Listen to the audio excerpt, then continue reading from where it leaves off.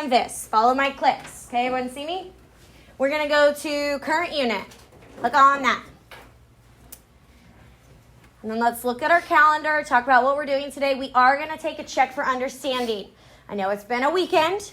Remember, we did some solving equations and inequalities, just 1 and 2 steps. We're going to do a little 3 question CFU and see how we do on that.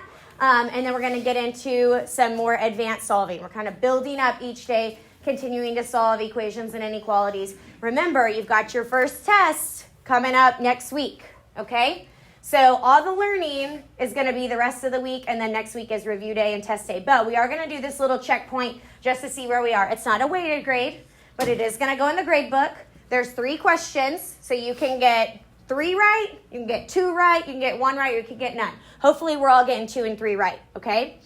How we're going to do our check for understandings, or how we're going to do it in Unit 1, and then go from there, is through formative. And then our practice that we're going to do is through Delta Math. So if you go up to the top right here where it says quick links, y'all looking at that?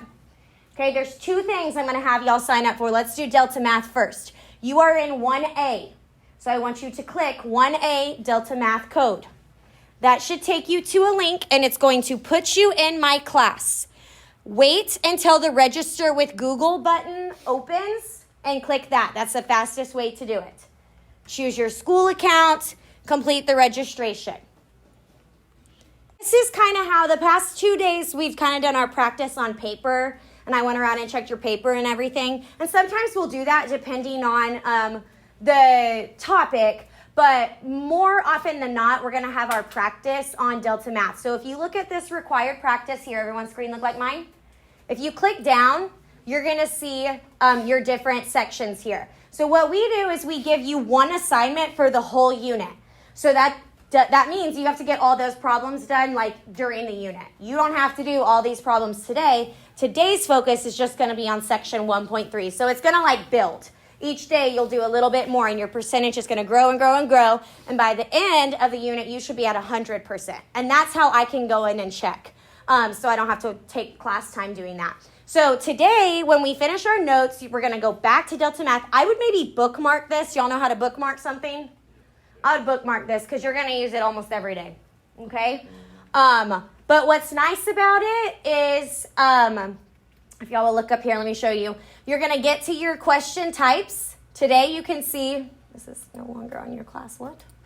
You can see you have 5 questions to get right, and you just work. Why are you saying that? You just work until you get those 5 questions right. All right, I don't know why it's doing that. But it's going to give you a problem, and you'll write it down. You've got space in your packet. You write it down, you answer it, and it tells you right then if it's right or wrong. So it's really cool. There's tutorial videos in there. There's like see example. It shows you the work. It's awesome, okay? So keep that tab open, but go back to Canvas. We've got one more thing to do. And this one I haven't done before, so y'all are going to be my guinea pigs. Go back to Canvas. Go back to Canvas. Okay? The next thing is formative. Formative link, 1A, click there. Go back up to quick links up here. This is not something we're going to have to do every day. It's just the start of the year. I got to get y'all in everything. Okay, so y'all are going to be my guinea pigs here. You should be joining a class for Miss McCartney 1A. That works. Create student account. And I would do log in with Google again there. Now we're going to kind of do our check for understandings. And so I'll have a link. I would bookmark this as well. And so when you click on this, your CFUs will be in there. We're going to try this. We'll see how it goes. If we don't like it, we'll change. We'll do something different later, okay? But I think it's going to be really cool for us here. Okay, question. Would you guys like to do a little warm-up? Yeah. To make sure we kind of remember what we're doing? Or do we just want to jump into the CFU? Little warm-up? Okay. Let's do a little warm-up here. So go ahead and just close your screens. 2 questions for a warm-up on page 8. We've got an equation. How do I know number 1 is an equation? Has an equal sign. And then I have the other one is an inequality. And there's a number line there. So you're going to have one of each of these on this check for understanding here in a minute. Okay? Do y'all want to do these together since it's been a weekend? Okay. All right, so let's talk about how we can do problem 1. Now, I'm going to talk about how we did this last class. But then after our CFU, we need to go back to that page I skipped. I'm going to show you another way you can do problem 1, and then you can pick your favorite, okay? But the first thing that we did on problem 1 was we're looking for x. We're solving for x. Remember, our flow is we got to move everything away. And we always start with the furthest thing from x to the closest thing. So right now, x plus 7 is together in the top. Okay, do you see how this is together up here? So what do I need to move first? What's the furthest thing from x on this left-hand side? 4. The 4. Okay, so I need to move that 4 away. I got to take that 4 out. So how do I undo divide by 4? Multiply by 4. And what I do to one side, I have to do to the other side. Okay? Now what's going to happen on the left-hand side is those 4s are going to simplify out to 1. And all that's going to drop down is the numerator. And what is my numerator? The top of my fraction. X plus 7. So this was a little bit different, and the reason why it was different is because that plus 7 is with the x. They kind of stay together. Okay, but I got the 4 away, and we like that. On the other side, what's negative 3 times 4? Negative 12. Okay, and then what do I do? And then you subtract 7 from both sides. Subtract 7 from both sides. Now I get rid of the 7, minus 7, minus 7. And that leaves me with my solution. X equals, watch the negative here. What's negative 12 minus 7? Negative 12 minus 7. Negative 19. So my solution is negative 19. And there's my answer. Okay? So this one was a little bit different because we had x plus 7 at the top, so we had to take out the denominator first. And then we subtracted. Okay? All right, number 2 is an inequality. When I have a number in front of parentheses, what does that tell my brain to do? Multiply. Multiply distributive property. Because we don't just multiply one time, we actually multiply, boom, boom, 2 times. Okay? Now, we're distributing in a negative, so we got to be really careful with our signs. What is negative 3 times x? Negative 3x. Negative 3x. What is negative 3 times negative 4? Positive 12. Positive 12. Watch those signs. Less than or equal to 12. Very good. That was kind of a challenge problem. This is like the highest level of inequalities for our warm-up here on this Tuesday. Okay, so we had to distribute first. Now, we're trying to get x by itself. Remember, inequalities, you don't do anything different unless you divide by a negative. That's the only thing that's different, and then we have to put it on the number line. So once I get here, what do? You subtract 12 from both sides. Subtract 12 from both sides. So I'm trying to get x by itself. 12 is further away from x, so I'm going to draw my line just like I would do with an equation. I'm going to use my inverse operations. 12 is being added. To take it away, I subtract.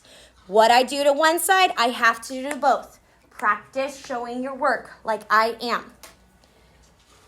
So that's going to leave me with negative 3x less than or equal to, drops down again. What is 12 minus 12? 0. 0 is a number. Put the number down. Am I finished? No. So what do I have to do now to get x by itself? Divide both sides by negative 3. Divide both sides by negative 3. Remember, if you get to where you have a number and a variable next to each other, they're being multiplied. We undo multiplication by division. I'm running out of room here. My number line's in the way. But remember, if you divide and the number you divide by is negative, what do you have to do with your inequality? Flip it. Flip the sign. Okay? Why do I flip the sign? Because I'm dividing by a negative. Okay? So that's going to leave me with x is, what happens to the sign? Flip. Flips greater than or equal to. The equal to, like it's either there or it's not. That all depends on the original problem. But the sign could flip because of that negative number. Now, calculator. How do you make a fraction in your calculator? Alpha, y, and Alpha, Y. y equals enter. I want y'all to know that way, okay? And then I'm going to do 0 over negative 3, and that gives me, what's 0 divided by negative 3? 0. Okay? So this is my solution set. And remember, it's a set because there's more than one number that's greater than or equal to 0. Sorry, my number line. I'm going to redraw my number line because there's not enough room. So I'm going to put 0 in the middle. What's one number bigger than 0? 1. What's one number smaller? -1. -1. What kind of circle am I going to put above 0? Open or closed? Close. Why is it closed? Because it has Because it has the equal to. We include that 0. We took the extra ink, so we take the extra ink here. And I need x's greater than, so which way does my number line go? to the right. To the right. Remember the trick. If your variable's on the left, you can match that there. I feel like y'all didn't even need that review. Y'all know what y'all are doing. Okay? So now we're going to take our little check for understanding. It's only 1.2 CFU. Okay? So this is going to be on Canvas. Y'all are going to get your Chromebooks back out. Go back to that formative, and it should say that you have a check for understanding to do. What is a proportion? Anybody know? Yeah? In my grade event, I think a proportion is kind of like when you're trying to balance something out in a way. Okay, trying to balance something out, that makes sense. There are equations, so we are talking about balance here.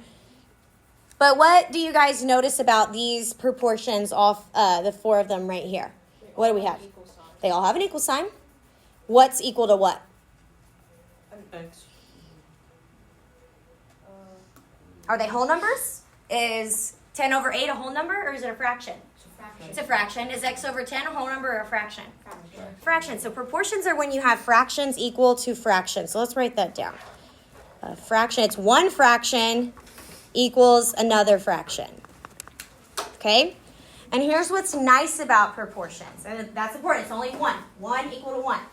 Their cross products, let's write this down, then I'll explain it. Their cross products are equal. Cross products are equal. What does a product mean? How do you get a product? It's like the answer to a multiplication. Answer to a multiplication. So, cross. That means if I multiply a cross, have y'all heard cross multiply before? Yeah. If I cross multiply, top times opposite bottom, those are going to be equal. Okay, so when we see a proportion, one fraction equal to a fraction, we're just going to cross multiply there. Do y'all do like butterflies or whatever? If you do butterflies, that's cool. But basically I can say, okay, if I look at number 11, I'm going to do my first cross. I circle mine. Some people do an X, I do a circle, whatever works for you. So that's going to be 10 times 10. Do not do an X for multiply. Do parentheses. You can put them both in parentheses. You can put one in parentheses. Whatever. Write it down just like she did. Okay. 10 times 10. And that's going to be equal to the other side, which is x times 8. Now, I'm going to be kind of picky here. I want the coefficient first. What's the coefficient? 8. And then I multiply it by x. I don't like it when y'all write x8 because that kind of looks like a times. And we want our variable to be kind of in the second place. Okay? So write it out nice and pretty. And now, no more fractions. What is 10 times 10? 100. What is 8 times x? 8x. I'm just going to rewrite it, dropping the parentheses right there. So now I just got a one-step equation. It's 8 times x. What do? Divide both sides by 8. Okay? So let's go to our calculator. We're going to put this in as a fraction because this is not going to give you a nice, pretty whole number. But I want you guys to reduce your fractions. Alpha y equals right before you type. Some of you guys are not doing your division in the right order. And if you write it down, you're going to know what you're typing. You're typing 100 over 8. Enter.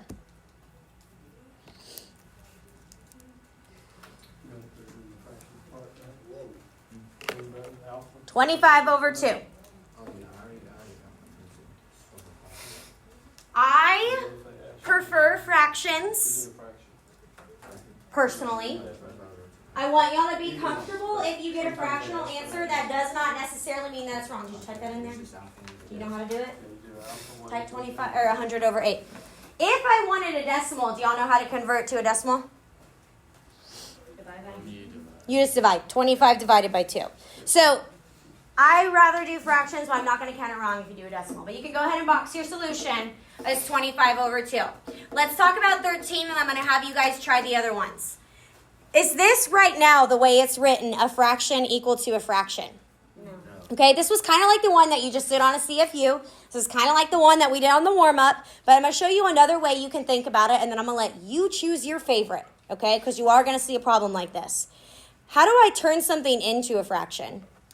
If I wanted to write 3 as a fraction, what is 3 as a fraction? 3 over 1. If you want to make something a fraction, you can always put it over 1. Now I got a proportion, okay? Their cross products are equal. So let's do cross multiplication here. Now watch how I'm going to set this up. The coefficient is 1. Over here, this x minus 2, I got to wrap that guy in parentheses. Because how many terms are in that? 2. So that means I've got to multiply both of them by 1. And this is kind of tricky. You're going to see more stuff like that. But if you've got more than one term in your fraction, you need to put that guy in parentheses. And then we have to multiply that whole thing by 1. What's the other side, the other cross product? 3 or 10 times 3. 3 times 10, 10 times 3. Okay? So that's how I set it up there. I got to distribute on the left-hand side. 1 times x is 1x. Do you have to put the 1 or can you just put an x? You can just put the x. Can you put the 1 if you want to? Yeah. Sure. 1 times negative 2 is negative 2. 3 times 10, 30. And then how do we get x by itself for our solution? Divide. Not divide. X minus 2. Plus 2. Plus 2. Do it on the other side. Plus 2. 30 plus 2 is 32. Okay. Try number 14. Item 14 on your own. Important, you guys. And we are going to get to problems where you have to do cross multiplication. I don't know if it's today or next class. I'm not sure. Okay, we'll figure out in the notes. But you're going to get to where you have to do this. Because that b plus 5 is 2 terms, you've got to put it in parentheses and you've got it to distribute. So you have 2b plus 10 is equal to 7 times 1 is 7. Once you get it like this, it's just like last class. 2-step. But you have to know how to manipulate it using your cross products to get that answer there. Wait, you don't move down the line? Okay, so with the proportion, our cross products are going to be equal, and then we go through and we continue those solving steps. Okay, so I get my solution is negative 3 over 2. Okay, we're just going to do 2 more of these word problems. They're proportion problems, and then we're going to move on to our actual lesson for today. We're going to do 15 and 17 real quick. The wording, honestly, these questions are not like anything crazy to do. We're going to still be doing cross products here, but you just kind of have to read it and interpret it and know how to actually set it up. So how it says, if y is directly proportional, we are going to set up a proportion, okay? And what is our proportion going to be about? Y and x. You get freedom here. You get to decide how you want to set it up. These are the 2 things I'm comparing, y and x. I'm going to set it up as y is on top, x is on bottom. I suggest on these word problems, we're on 15, you should be writing, that you write down how you set up your proportion. It does not matter which one's on top and which one's on bottom, but always write it down so it's kind of like a key so you know where to put stuff, okay? So I put y on top, x on bottom. We're going to do that. All right, let's look at what it tells us. Y is 12 when x is 16. So following what I wrote down, I'm going to put 12 on the, because it's a y, and I'm going to put 16 on the bottom, and I'm going to set it equal to, what is the value of x? We're looking for x. Where does x go? On the bottom when y is 5. So I like you always to write down how you're setting up your proportion So it reminds you, hey, this has got to go on the top, this has got to go on the bottom. This has got to go on the top, this is going to go on the bottom, okay? So get it kind of set up, and then we're just going to do our cross products. There's a lot of ways you can solve these, but I want y'all to kind of continue with cross multiplication. So I'm going to have 16 times 5 equal to what? What's the other side? 12 times x. Go ahead and solve that. You are doing alpha y equals 80 is on top, 12 is on bottom. You would be surprised at how many times people get that backwards, and that makes your answer a whole lot of wrong.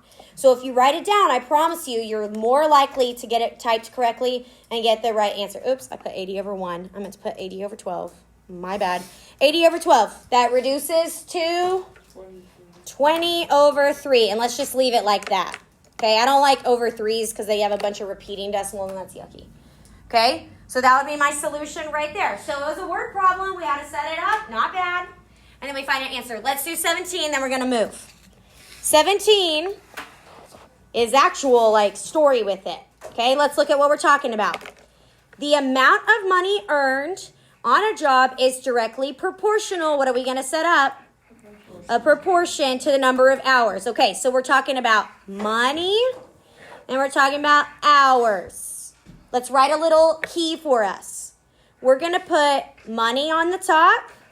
So why? I'm just going to call it money. But you could call them variables, totally fine.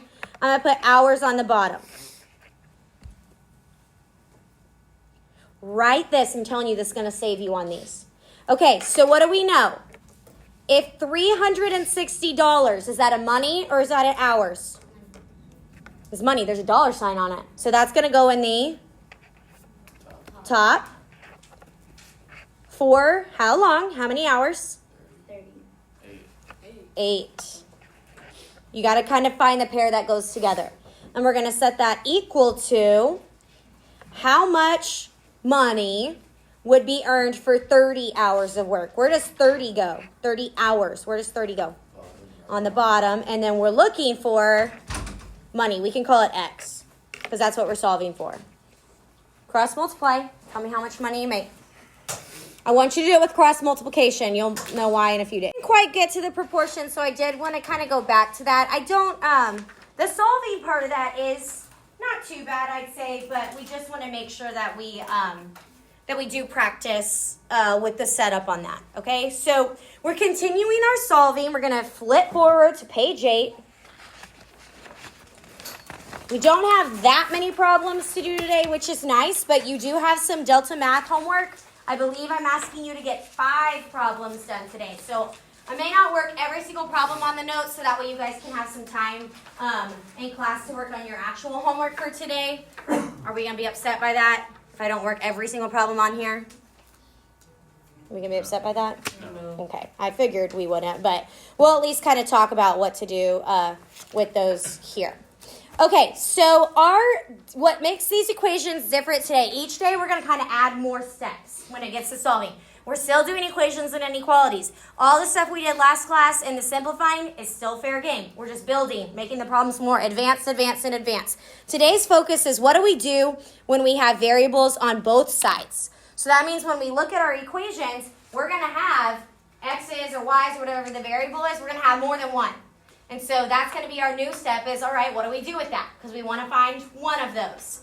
So we're going to have to move our variables to the same side. So when it comes to solving, we always want to make sure that the left side and the right side of our equation are completely simplified. This is what we did on day 1. We want to check for distribution. We want to check for combining like terms. That's kind of our checkpoint there.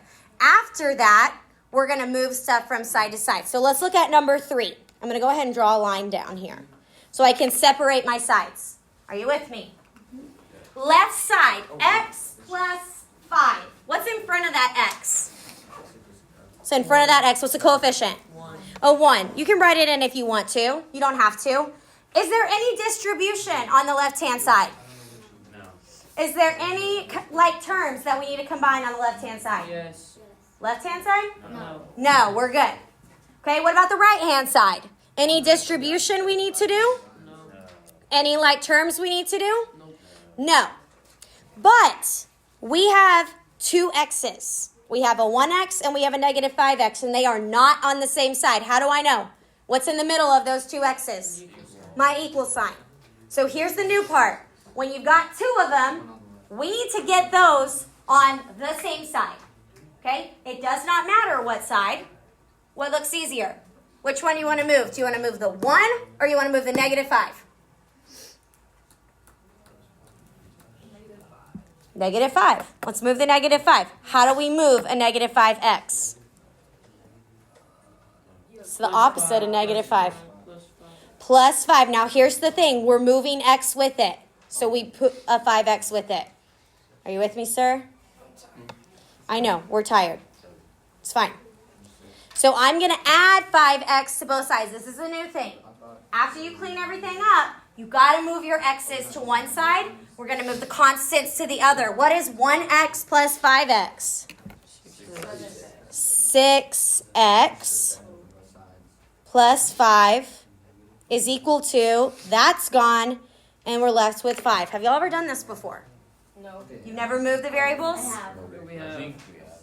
Probably just been a while. Are we okay now? All right, so x is on one side. That's a goal. That's a goal. Clean up the sides. Get x on one side. So that means now our constants, what's a constant? Number. Plain number. We need to move those to the other side. So if we committed, we put x's on the left, our constants need to go to the right. So what am I moving here? -5. I'm moving a 5 by Minus. subtracting.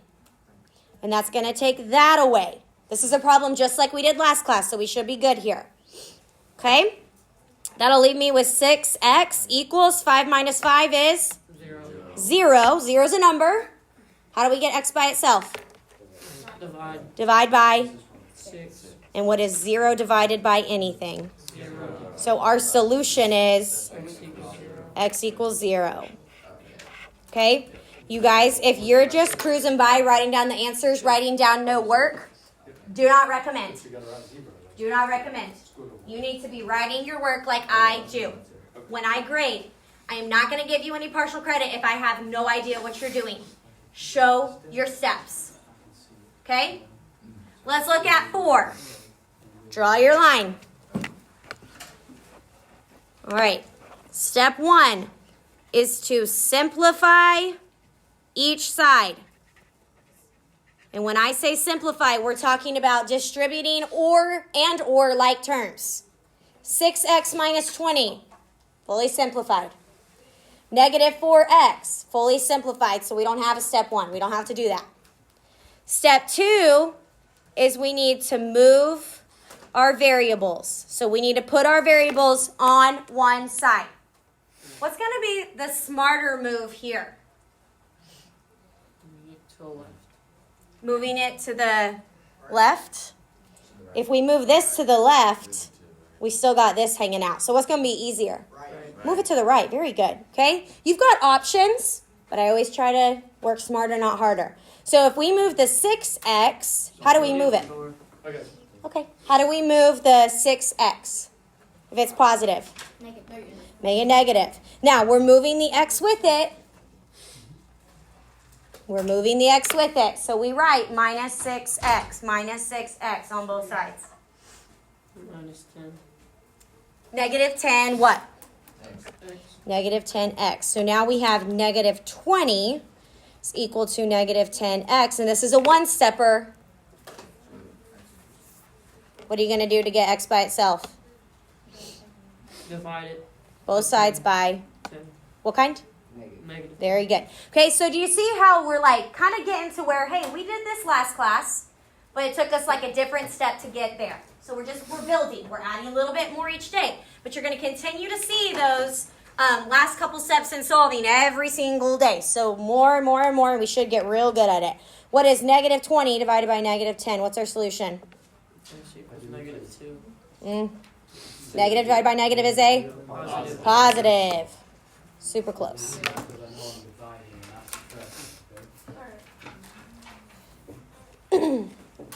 Okay. We'll skip 5. Let's try 6. Remember our step number 1. Clean up the sides. What do we need to do on the left-hand side? Distribute. How do you know? Because there are parentheses. Because there's parentheses. Okay? 8 times x is 8x. 8 times negative 1 Negative equals. Do we have anything to do on the right? 8. No. I'm just going to copy it down again. All right, I want y'all to take it from here. You're going to have to move your variable to one side. You're also going to have to move your constant. Remember, a constant is a plain number. You got to get it set it up. Variable, constant, separated sides. Ready, go.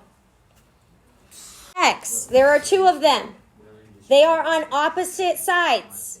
We have to move. Do y'all want to move to the left or to the right? To the right? All right, how'd you move to the right? I subtracted 8. Subtracted 8x. Okay? Minus 8x. And what you do to one side, you have to do to the other side. Look at where I put these 8x's. What did I put them under? I'm confused. I don't know how. Under the X. I put them under x's. Okay? Because they're like terms. Drop. But usually you mix it up on the left. So Negative 8 is equal to negative 9. What is 7x minus 8x? Negative 1x. Now your variable's on one side. Could you have moved to the other side? Sure. But Zane wanted to move the 8x, so we did. And now it's here, okay? So that means my constants, my plain numbers, have to go to the other side. You've got to separate them out. So if you put your variable on the right, your other stuff's going to go on the left. So I got to take this guy out, negative 9. How do we take him out? Plus 9. Plus 9. What we do to one side, we have to do to the other side. Goodbye. Negative 8 plus 9 is 1. Equals this guy. Drops down. Are we finished? What do we do with that negative 1? You divide. Divide both sides by negative 1. Negative 1, or positive 1 divided by negative 1 is negative 1. That's your solution. Okay? Could you have done it another way? You could have moved your x's over here and your numbers over here, but guess what? Are you still going to get the same answer? Love that. Okay? Let's try an inequality. Inequalities. Remember, we've got our inequality signs here. Coach Holt and I talked about a little trick when it comes to graphing these. What side did we say it's better to move your variable to? Left or right with these? Y'all remember? No? Okay, I'll tell you. I suggest with an inequality, how do you tell the difference between an inequality and an equation? Equations have a equals. Inequalities have the less than, greater than. With inequalities, I would move my variable to the left. Okay? I think it's easier to do that when it comes to graphing. That's the only thing that's really different, other than dividing by could you negatives. move it to the right though? You could, but when it comes to graphing on the number line, you're going to have to know which way the line points. You don't get to use that little shortcut. Okay, and I can show you what I'm talking about here. You can, yes, but my suggestion is move it to the left. Okay, draw our line in between. So that line means that symbol is telling me left-hand side and right-hand side are two opposite things. Do we need to distribute over here? Do we need to combine like terms over here? No. What about right-hand side? No. No, we're clean. Okay? All right, but with an inequality, I want to move my variable to the left. So that means I need to take the 12x Minus 12. and move it over here. And I move that by Minus 12. minus 12x. I'm writing it underneath the x over here. I'm writing it underneath the x over here. And I want to keep that consistent, you guys, because you got to know where to put it. It can only go one side at a time. Okay? So that's going to go. All right, I'm going to get my calculator because I got some negatives here. Negative 7 minus 12. That is I like X. And then you do what you roll. just tell me if I'm right or not. Okay, that's what we'll do. okay. Are we okay? We got X on one side. Now it's kind of looking like last class. So X is on the left. That means the constants have to go to the right. It's our next step. Nick, you got our next step from here? What's my constant? 3 How do I move it? minus 3. Okay, and I do that on both sides.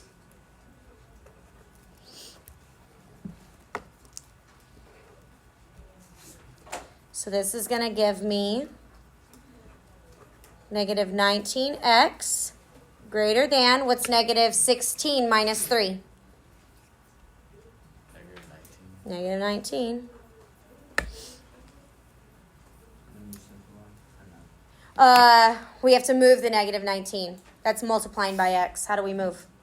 Multiplication. Okay. All right, what kind of number are we dividing by? Negative. So what do we got to do with our sign? Flip. Got to flip. Very good.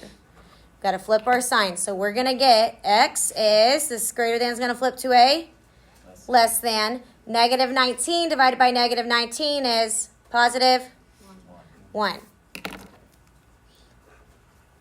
So here's why I like having x on the left-hand side.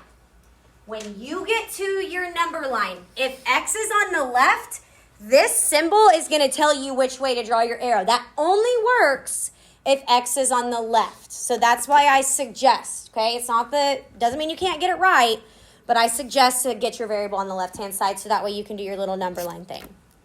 Okay? I'm going to have you guys try. Let's finish this number line. Y'all are going to do number 8, and then we're going to go to Delta Math because you've got 5 problems to get done, and we'll do this other stuff tomorrow or whenever I see you. Okay, 1 goes here. What's going to go to the right of it? 2. Left of it? 0. What kind of circle? Open or closed? Open. Open. Points to the Left. left.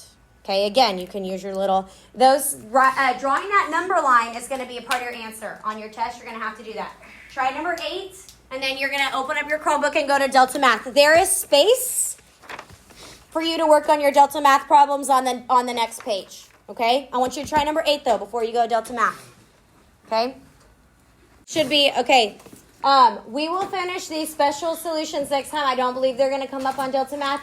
You're working on the 1.3 section. There's 5 questions.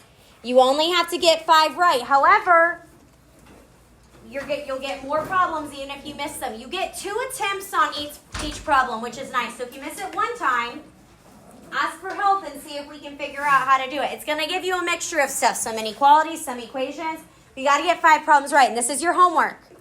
So you've got about 15 minutes right now to try to get headway on that. If you don't finish, what you don't finish is homework, okay? You can come in for tutorials and work on this if you need help, or you can work at home. So let's use our time wisely.